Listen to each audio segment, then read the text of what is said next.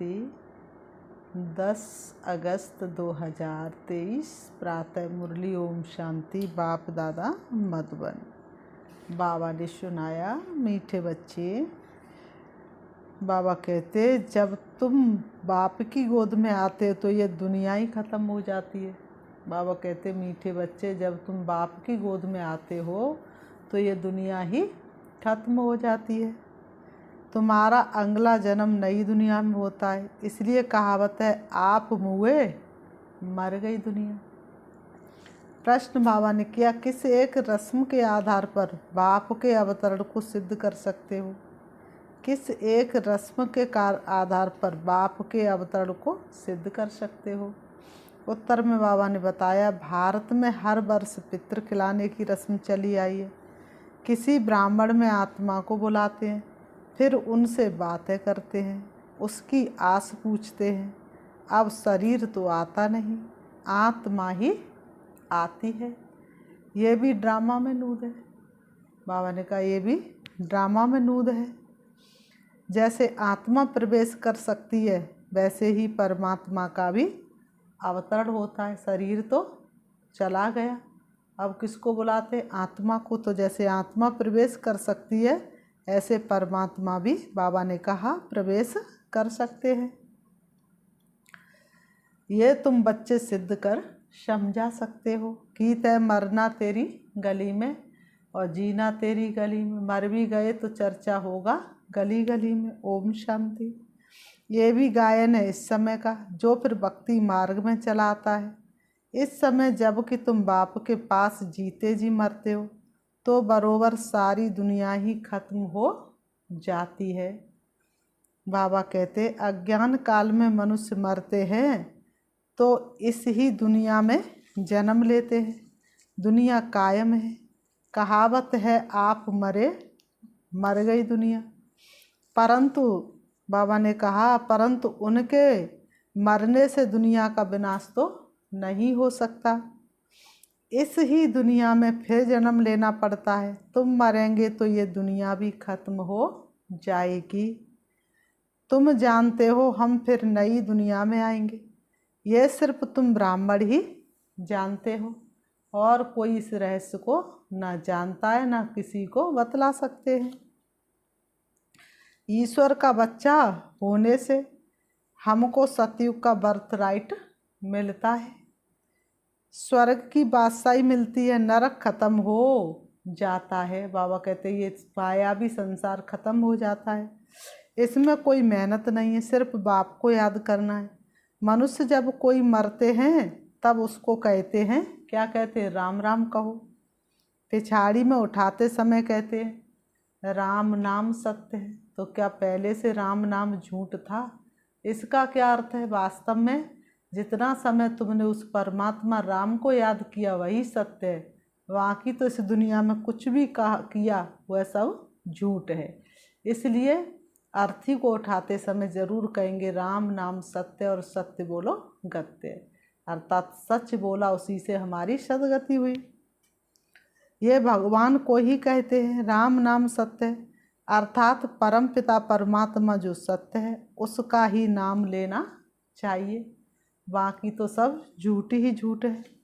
माला भी राम राम कहे सिमरते हैं। ये राम नाम की धुनी ऐसी लगाते जैसे कोई साज बजता है। तुम बच्चों को बाप समझाते कि कोई भी आवाज़ नहीं करना है। बाबा कहते तुमको तो मन ही मन बाप को याद करना है। जैसे एक बाप बेटा को याद करता, बेटा बाप को याद करता है, तो उसमें कोई आवाज़ करने की ज़रूरत थोड़ी नहीं होती है। आँखों में वह नेचुरल आ गए। सिर्फ बुद्धि से याद करना है। तुम जानते हो जीते जी ईश्वर की गोद में आने से फिर ये दुख रूपी दुनिया ख़त्म हो जाती है। बाबा हम आपके गले का हार बन जाएंगे। गाया भी जाता रुद्रमाला, राम माला नहीं कहा जाता, रुद्रमाला कहा जाता है। बाबा ने कहा तुम रुद्रमाला में पिरोने के लिए इस रुद्र ज्ञान यज्ञ में बैठे हो। कल्प पहले मुआफिक। बाबा कहते दूसरा कोई सत्संग नहीं जहाँ ऐसे समझते हो कि हम ईश्वर बाप के गले में पिरोएंगे। बाप से तो जरूर वर्षा मिलेगा, भाइयों से वर्षा मिल ना सके। बाप कौन कहता है? आत्मा। आत्मा में ही बुद्धि है ना, आत्मा निकल जाने के बाद शरीर तो कोई काम का नहीं। बुद्धि समझती है, फिर कहती है पहले संकल्प आता है, फिर कर्मेंद्रियों से कहा जाता है। बरोबर हम बाबा के बने हैं, बाबा के ही होकर रहेंगे। हो गए भगवान हमारे खुशियों की बरसात है, ढूंढते थे जिसको जग वो हमारे साथ है।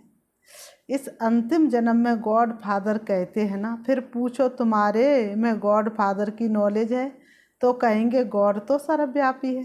बोलो तुम्हारी आत्मा कहती है परम पिता, तो पिता सर्वव्यापी कैसे होगा? बच्चे में बाप आ गया क्या? बाबा कहते बच्चे में बाप आ गया क्या? बाप को सर्वव्यापी कहना बिल्कुल रॉन्ग है, ये तो बाप को गाली देना है। ये तो बातें बहुत अच्छी रीति समझकर फिर बाबा कहते खुद समझना है, फिर दूसरों को समझाना है। खुद में जो उलझा रह जाए, काम किसी के ना आए, वह जीवन भी क्या जीना जो खुद में जिए और खुद में मर जाए। रुद्र ज्ञान यज्ञ तो मशहूर है, रुद्र है निराकार, श्री कृष्ण तो साकार है, आखिरीन भगवान किसको कहा जाए? श्री कृष्ण को तो नहीं कह सकते, मनुष्य तो बहुत भोले होते हैं, जिसने जो कहा उसी पर चलने लग पड़ते हैं। कह देते गॉड इज ओमनी प्रेजेंट, बाप तो अपने घर में ही रहता है और कहाँ रहेगा। अब बाप इस बेहद के घर में आया हुआ है, यहाँ विराजमान है। कहते कि मैंने इसमें प्रवेश किया है। जैसे ब्राह्मणों में पितृ को बुलाते हैं, समझो कोई अपने बाप के पितृ को खिलाते हैं, तो आत्मा कहेगी कि मैं इनमें आया हुआ हूँ। बाप के शरीर को तो अपने ही हाथों से जलाया है, अब कौन आया? आत्मा ही तो आई। तो बाबा ने कहा ऐसे ही परमात्मा का भी परकाया प्रवेश होता है। मैंने इनमें इसमें प्रवेश किया हुआ है। कुछ पूछना हो तो पूछो। आगे पितरों को बुलाने का बहुत रिवाज था, लेकिन अब वो खत्म हो गया है, क्योंकि देखा जाता है कि आत्मा इतनी तमो प्रधान हो चुकी है, एक बार बुला लिया तो पता नहीं कितना हंगामा कर दे, इसलिए अब वो रिवाज खत्म कर दिया है। पितृ तो आत्मा है ना, पितृ को यानी आत्मा को खिलाया जाता है। कहेंगे आज हमारे दादे का पितृ है, आज फलाने का पितृ है, तो आत्मा को बुलाया जाता है, खिलाया जाता है। समझो किसका स्त्री से प्यार है, शरीर छोड़ दिया तो उसकी आत्मा को बुलाते हैं, इतना प्यार होता है, इतना मोह जाल होता है। कहते हमने हीरे की फुल्ली पहनाने का वायदा किया था, तो ब्राह्मण को बुलाकर उनको हीरे की फुल्ली पहनाते। शरीर तो ब्राह्मण का है, कौन आया? आत्मा आई। बुलाया तो आत्मा को, शरीर थोड़ा ही आएगा। ये रस्म भारत में ही है।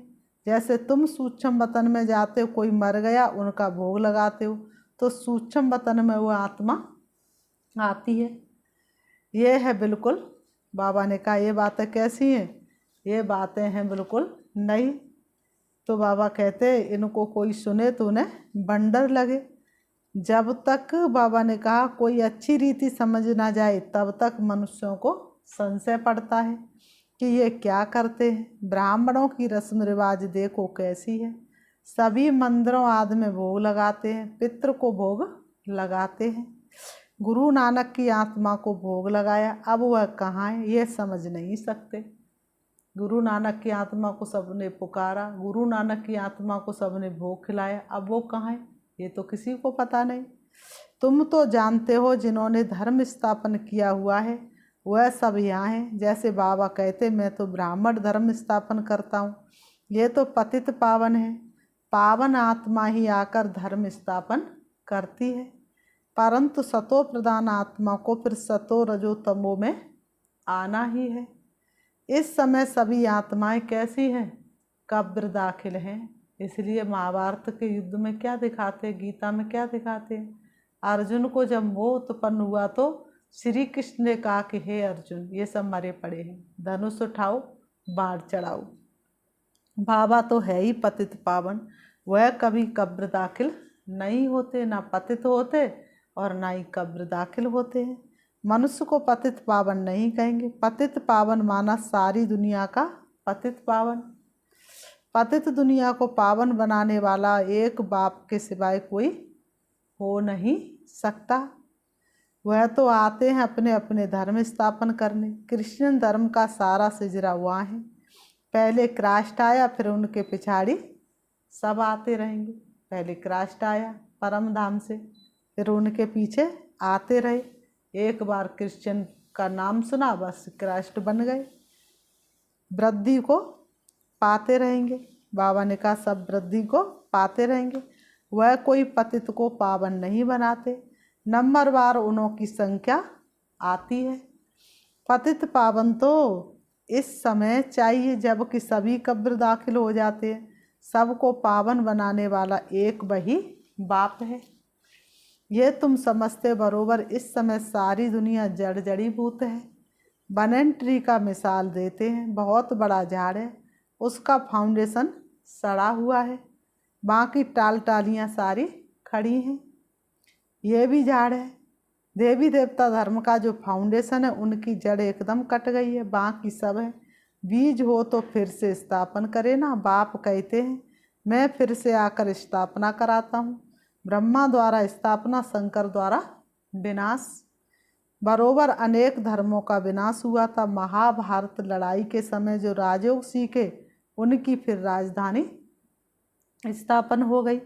तुम जानते हो अभी हम बाप के पास जाएंगे, फिर नई दुनिया में आएंगे। फिर झाड़ वृद्धि को पाता जाएगा। देवी देवता धर्म जो था वह प्रायः लोप हो गया। बाप कहते हैं मैं फिर से आकर आदि सनातन देवी देवता धर्म की स्थापना करता हूँ। भारत जो ऊंचे से ऊंचा था उनको अब ग्रेड लगा हुआ है। काम चिता पर बैठने से इस समय तुम्हारी आत्मा काली हो गई है। अब फिर से तुम ज्ञान चिता पर बैठ कैसे बनते हो? काम चिता पर बैठ तो आत्मा काली हो गई, ज्ञान चिता पर बैठ के गोरे बनते हो। तुम जो श्याम बन गए थे, श्याम को सुंदर गोरा बनाने वाला है परम पिता परमात्मा। उनकी श्रीमत मिलती है। इस समय तुम्हें क्या मिलती है? उनकी श्रेष्ठ मत मिलती है। परम पिता परमात्मा की आत्मा एवर प्योर गोरी है। आत्मा में ही खाद पड़ती है। सोने का मिसाल अभी तुम जानते पुरानी दुनिया का विनाश होना है।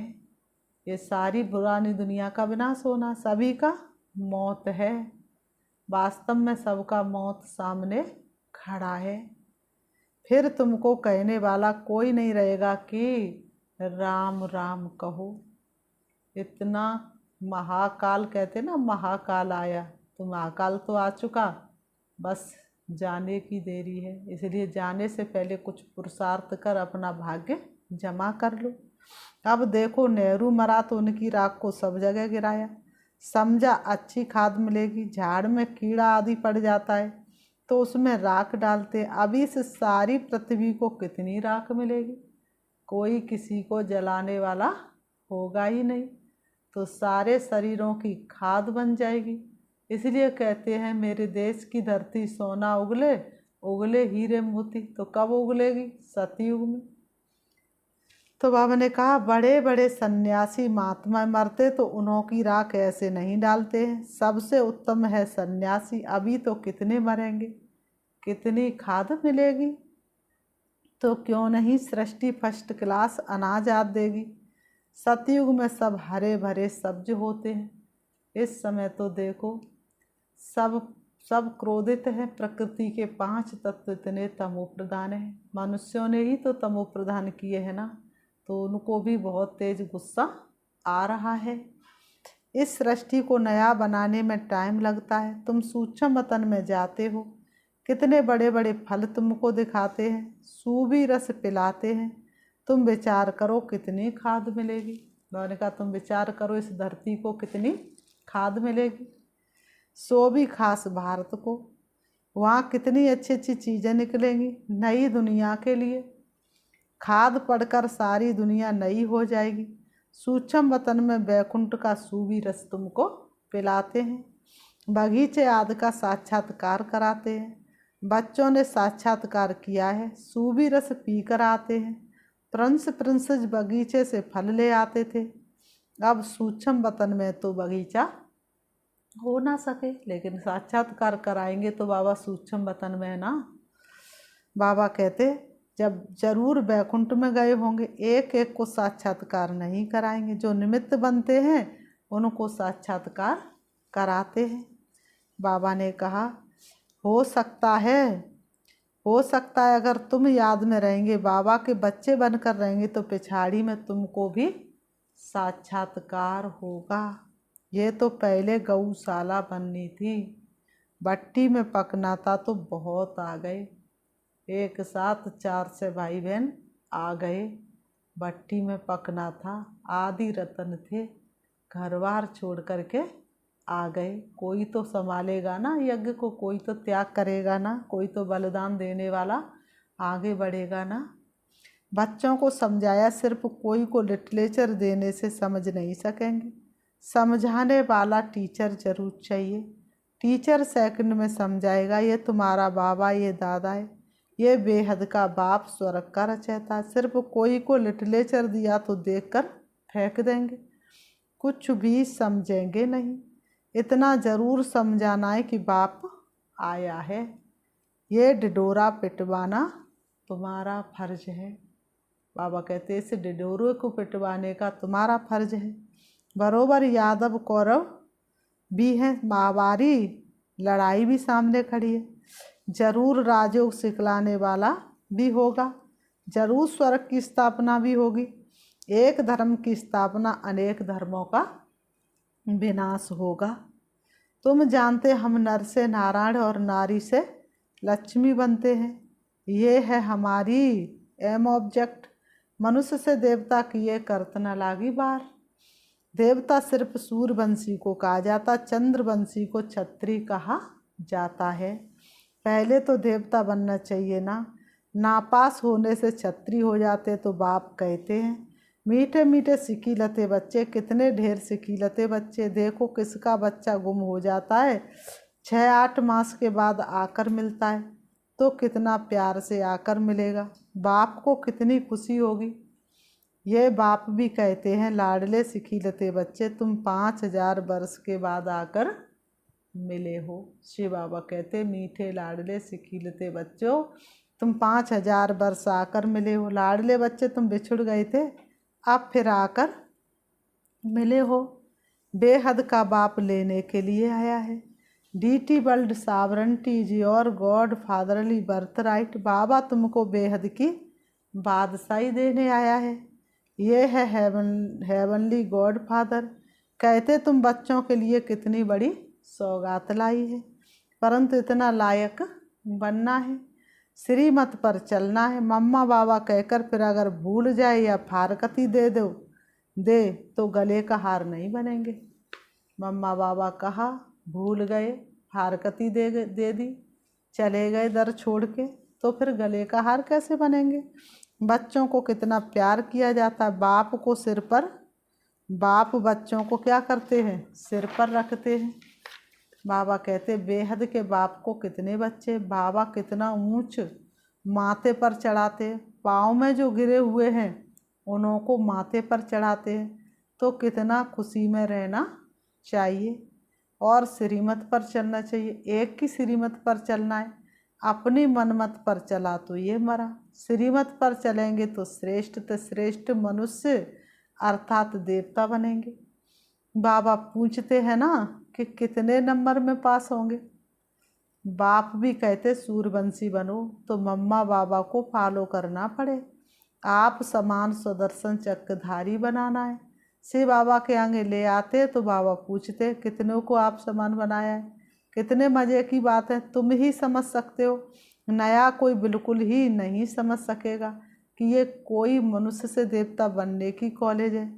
कोई को तो 7 रोज में बहुत अच्छा रंग चढ़ जाता है, कोई को बिल्कुल नहीं चढ़ता, बहुत मेहनत करनी पड़ती है। पहली बात बच्चों को समझाइए कि पहले सबको बोलो कि बेहद के बाप को जानते हो। कहते हाँ वह मेरे में भी है, सर्वव्यापी है, फिर तो पूछने की दरकार ही नहीं है। जब बाप कहते हो तो बाप तुम्हारे में व मेरे में कैसे हो सकता है। बाप से तो वर्षा लिया जाता है, तो पहले पहले अल्प पर समझाओ। बाप कहते मेरे सिकीलते बच्चे, ऐसे कोई साधु सन्यासी कह ना सके।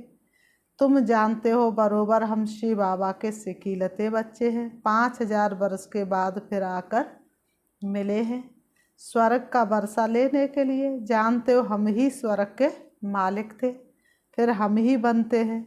स्वर्ग में जाना जरूर है, फिर पुरुषार्थ अनुसार ऊंच पद पाना है। फिर बाबा ने कहा अच्छा, मीठे मीठे सिकीलते बच्चों प्रति माता पिता बाप दादा का याद प्यार और गुड मॉर्निंग। रूहानी बाप की रूहानी बच्चों को नमस्ते। हम रूहानी बच्चों की रूहानी बाप दादा को याद प्यार और नमस्ते नमस्ते नमस्ते। धारणा के लिए मुख्य सार नंबर 1, माता पिता को फॉलो कर आप समान बनाने की सेवा करनी है। स्वदर्शन चक्रधारी बनना और बनाना है। नंबर 2, बाप के गले का हार बनने के लिए बुद्धि से बाप को याद करना है। आवाज़ नहीं करनी है, याद की धुन में रहना है। वरदान, देह अभिमान के त्याग द्वारा सदा स्वमान में स्थित रहने वाले सम्मानधारी भव। देह अभिमान के त्याग द्वारा सदा स्वमान में स्थित रहने वाले सम्मानधारी भव। स्पष्टीकरण है, जो बच्चे से एक जन्म में देह अभिमान का त्याग कर स्वमान में स्थित रहते हैं, उन्हें इस त्याग के रिटर्न में भाग विधाता बाप द्वारा सारे कल्प के लिए सम्मानधारी बनने का भाग्य प्राप्त हो जाता है। आधा कल्प प्रजा द्वारा सम्मान प्राप्त होता है, आधा कल्प भक्तों द्वारा सम्मान प्राप्त करते हो, और फिर इस समय संगम पर तो स्वयं भगवान अपने सम्मानधारी बच्चों को सम्मान देते हैं। सम्मान और सम्मान दोनों का आपस में बहुत गहरा संबंध है। स्लोगन, हर कदम में बाप की ब्राह्मण परिवार की दुआएं लेते रहो तो सदा आगे बढ़ते रहेंगे। हर कदम में बाप की ब्राह्मण परिवार की दुआएं लेते रहो तो सदा आगे बढ़ते रहेंगे। अच्छा, ओम शांति। अभी हम 5 मिनट प्यारे बाबा को याद करते हैं। देखेंगे अपने आप को, मैं सर्व की दुआएं लेने वाली और सर्व को दुआएं देने वाली सर्वश्रेष्ठ ब्राह्मण आत्मा है। कोई भी मेरे दर से खाली नहीं जा सकता। मैं सारे विश्व की आत्माओं को ज्ञान और शुभ भावना से भरपूर करने वाली मैं सर्व शक्तियों से संपन्न आत्मा हूँ। बाप दादा ने मुझे अपना बच्चा बनाया है। बाप दादा के प्यार और वरदान को पाकर मेरा जीवन धन्य हो गया। बाप दादा का वरदानी हाथ हमेशा मेरे सिर पर है। उनका वरदानी हाथ मेरे जीवन के एक एक पल को शक्तिशाली बना रहा है। मुझे आत्मा की चमक धीरे धीरे बढ़ती जा रही है। जिस तरह से दीपक में लोग घृत डालते हैं और उसकी रोशनी बढ़ती है, इसी तरह से बाबा की शक्तियाँ मुझे आत्मा में समा रही हैं और मुझे आत्मा का प्रकाश धीरे धीरे बढ़ता जा रहा है। मुझे आत्मा का प्रकाश चारों तरफ फैल रहा है। जिस तरह से सूर्य की किरणें चारों तरफ के अंधकार को समाप्त कर देती हैं, इसी तरह से मुझे आत्मा की शक्तियाँ मनुष्य के मन के अंधकार को दूर कर रही हैं। मेरे सन्मुख आते ही वह अपने आप को आत्मा की स्मृति में स्थित कर लेती हैं। उनके मन के अंदर सुख शांति प्रवेश करती है। और वो अपने स्वभाव संस्कार और व्यर्थ की बातों से मुक्त हो जाते हैं। वास्तव में मैं आत्मा भरपूर हूँ, शक्तिशाली हूँ, प्रभु प्यार में पलने वाली हूँ, प्रभु के प्यार का अनुभव करने वाली हूँ, उनके साथ का अनुभव करने वाली मैं सर्वश्रेष्ठ ब्राह्मण आत्मा हूँ। ओम शांति।